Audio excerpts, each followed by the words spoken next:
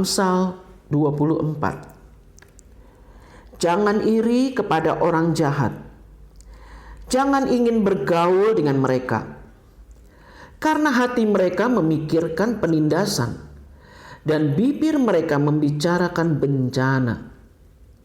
Dengan hikmat rumah didirikan, dengan kepandaian itu ditegakkan, dan dengan pengertian kamar-kamar diisi, dengan bermacam-macam harta benda yang berharga dan menarik. Orang yang bijak lebih berwibawa daripada orang kuat, juga orang yang berpengetahuan daripada orang yang tegap kuat. Karena hanya dengan perencanaan engkau dapat berperang, dan kemenangan pun tergantung kepada penasehat yang banyak. Hikmat terlalu tinggi bagi orang bodoh. Ia tidak membuka mulutnya di pintu gerbang. Siapa selalu merencanakan kejahatan akan disebut penipu. Memikirkan kebodohan mendatangkan dosa, dan si pencemooh adalah kekejian bagi manusia. Jika engkau tawar hati pada masa kesesakan, kecillah kekuatanmu. Bebaskan mereka yang diangkut untuk dibunuh. Selamatkan orang yang terhuyung-huyung menuju tempat pemancungan. Kalau engkau berkata, sungguh kami tidak tahu hal itu. Apakah dia yang menguji hati tidak tahu yang sebenarnya? Apakah dia yang menjaga jiwamu tidak mengetahuinya dan membalas manusia menurut perbuatannya? Anakku, makanlah madu, sebab itu baik, dan tetesan madu manis untuk langit-langit mulutmu. Ketahuilah, demikian hikmat untuk jiwamu. Jika engkau mendapatnya, maka akan ada masa depan, dan harapanmu tidak akan hilang. Jangan mengintai kediaman orang benar seperti orang fasik. Jangan merusak rumahnya. Sebab 7 kali orang benar jatuh, namun ia bangun lagi. Tetapi orang fasik akan roboh dalam bencana. Jangan bersuka cita kalau musuhmu jatuh. Jangan hatimu beria-ria kalau ia terperosok, supaya Tuhan tidak melihatnya dan menganggapnya jahat, lalu memalingkan murkanya daripada orang itu. Jangan menjadi marah karena orang yang berbuat jahat. Jangan iri kepada orang fasik, karena tidak ada masa depan bagi penjahat. Pelita orang fasik akan padam. Hai anakku, takutilah Tuhan dan Raja. Jangan melawan terhadap kedua-duanya, karena dengan tiba-tiba mereka menimbulkan bencana, dan siapa mengetahui kehancuran yang didatangkan mereka. Juga ini adalah amsal-amsal dari orang bijak. Memandang bulu dalam pengadilan tidaklah baik. Siapa berkata kepada orang fasik, engkau tidak bersalah, akan dikutuki bangsa-bangsa, dilaknatkan suku-suku bangsa. Tetapi mereka yang memberi peringatan akan berbahagia. Mereka akan mendapat ganjaran berkat. Siapa memberi jawaban yang tepat, mengecup bibir. Selesaikanlah pekerjaanmu di luar. Siapkanlah itu di ladang. Baru kemudian dirikanlah rumahmu. Jangan menjadi saksi terhadap sesamamu tanpa sebab, dan menipu dengan bibirmu. Janganlah berkata, sebagaimana ia memperlakukan aku, demikian kuperlakukan dia. Aku membalas orang menurut perbuatannya.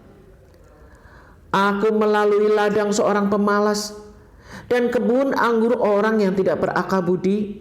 Lihatlah, semua itu ditumbuhi onak. Tanahnya tertutup dengan jeruju dan temboknya sudah rubuh.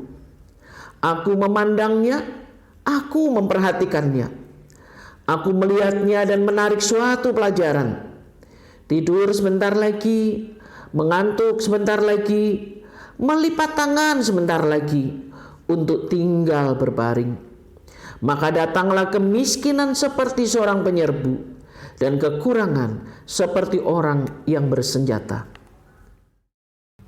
Shalom saudara-saudara yang terkasih, puji Tuhan kita jumpa lagi dalam saat teduh 1 bulan dengan kitab Amsal. Dan hari ini kita tiba pada tanggal 24 dan kita akan membahas pasal yang ke-24. Dan saudara-saudara yang kekasih, kita minta ya supaya Tuhan menolong hati kita sehingga Roh Kudus memberikan kita kelembutan dan kerendahan hati untuk melakukan kebenaran firman Tuhan. Orang yang berhikmat adalah orang yang hidup dan pikirannya sesuai dengan kebenaran firman Allah. Nah, saudara-saudara, mari kita membahas pasal yang ke-24. Nah, saudara-saudara yang kekasih, di pasal yang ke-24 ini, apa yang kita bahas adalah jangan iri hati kepada orang jahat. Saudara-saudara, banyak kali ya kalau kita ngelihat orang-orang yang jahat di luar sana, kok hidupnya lebih diberkati Tuhan, kok kayaknya mereka nyaman-nyaman enak gitu. Mereka benar-benar bahagia, benar-benar sukacita seperti itu. Dan kemudian kita menjadi iri gitu dengan mereka ya. Iri dengan kebebasannya. Kok enggak ya, sedikit-sedikit ada rasa bersalah. Mau melakukan ini rasa bersalah, tertuduh dan segala macam. Tapi mereka tidak. Bahkan kita melihat orang-orang seperti itu kok sepertinya kita sebut ya berkat-berkatnya. Padahal bukan berkat, artinya hasil-hasil pekerjaan mereka. Itu nampaknya seperti melimpah-limpah, walaupun itu didapat bukan dengan cara yang halal. Bukan cara yang benar. Kita yang bekerja jujur, bekerja sungguh-sungguh, kayak rasanya susah sekali. Waduh, tantangannya banyak sekali, kita tertuduh melakukan ini. Kita tidak boleh lakukan ini, banyak sekali aturannya. Tetapi mereka tidak.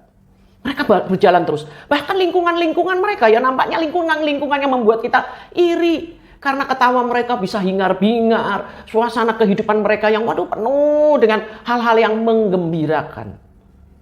Nah, saudara-saudara, bagaimana caranya supaya kita jangan iri kepada orang jahat? Firman Allah di dalam Amsal 24, yang pertama adalah hindari bergaul dengan orang jahat. Hindari. Kenapa? Ketika kita bergaul dengan mereka, maka kita akan melihat pola hidup mereka, cara-cara mereka, cara bicara mereka. Kita tanpa sadar akan terjebak kepada iri. Jangan. Kita terjebak kepada iri dan bahaya jika kemudian kita mulai melepaskan pagar aturan-aturan iman kita dan melompati itu sehingga masuklah kita dalam area kejahatan. Jangan, saudara-saudara, hindari ya, hindari. Lalu, saudara-saudara, kalau kita sudah hindari mereka apa? Apalagi yang harus kita lakukan? Rencanakan. Kalau di ayat 1 dan 2 dikatakan hindarilah orang-orang jahat, ayat yang ketiga sampai dengan ayat yang ke-9, rencanakanlah hidupmu.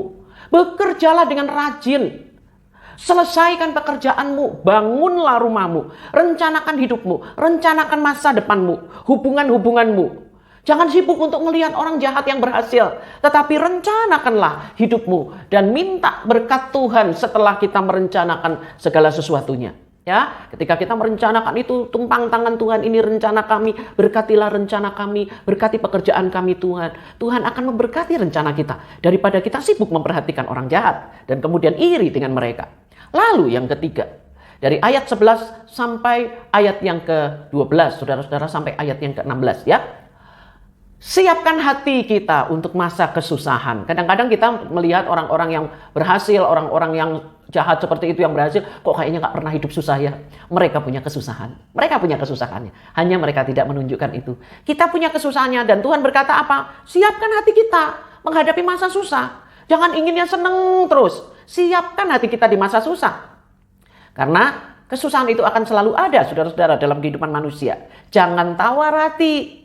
Tetapi justru ketika kita susah, perhatikanlah kesusahan orang lain.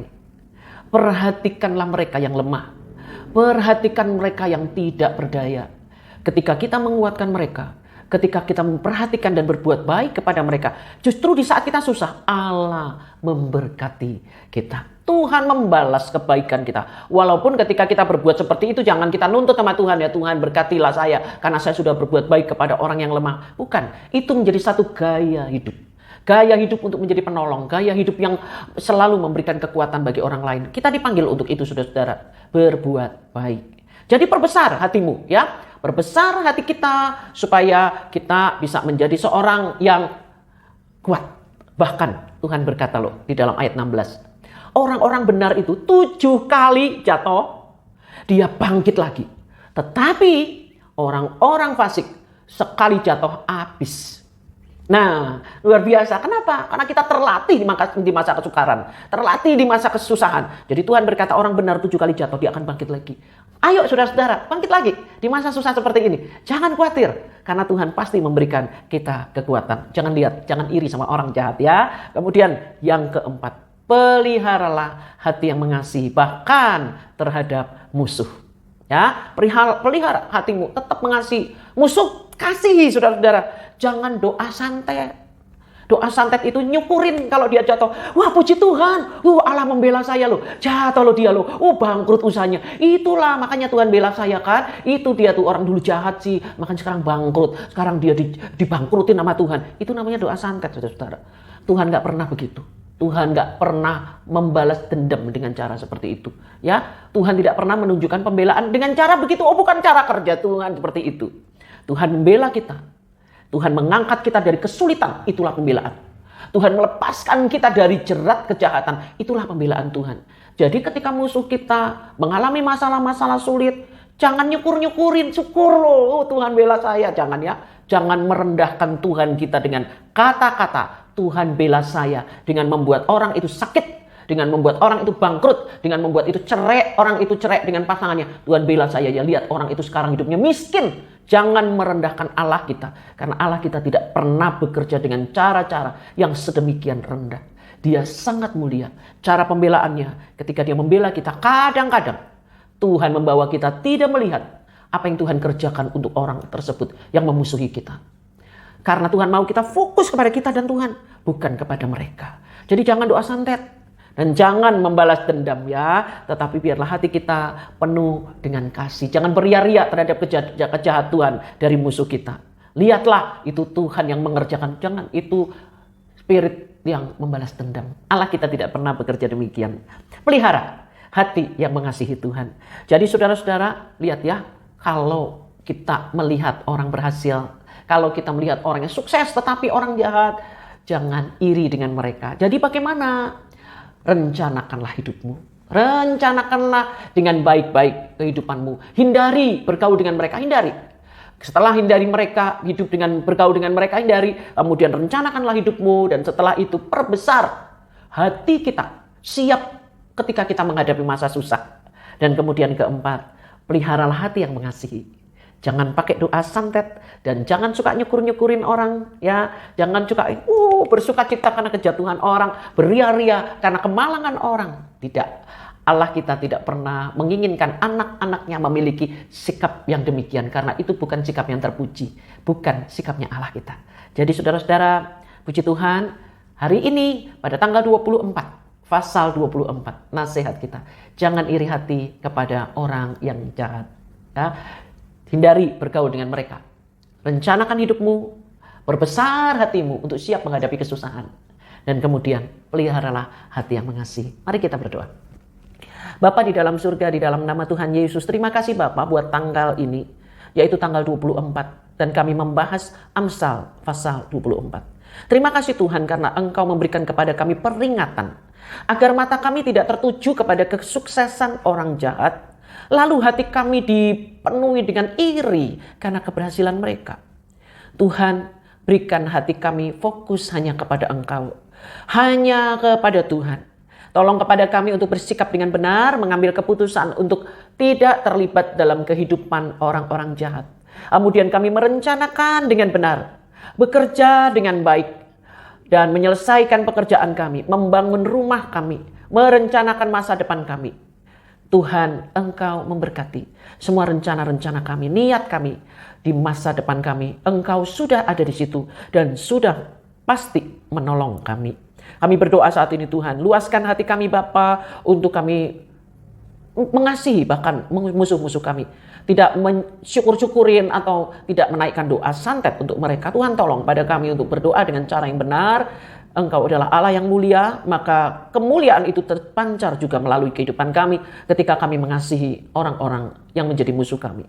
Dan Bapa dalam surga, berkatilah ya Tuhan. Kami minta kepadamu Tuhan, Engkau akan menolong kami sehingga kami dipimpin oleh Roh Kudus untuk kami boleh memiliki hati yang lembut dan mentaati firman Tuhan, menjalankannya dengan pertolongan Roh Kudus. Terima kasih Bapa. Dalam nama Tuhan Yesus kami siap hari ini. Di dalam kuasa Tuhan kami pasti menang. Terima kasih Bapa. Terpujilah Allah. Haleluya. Amin.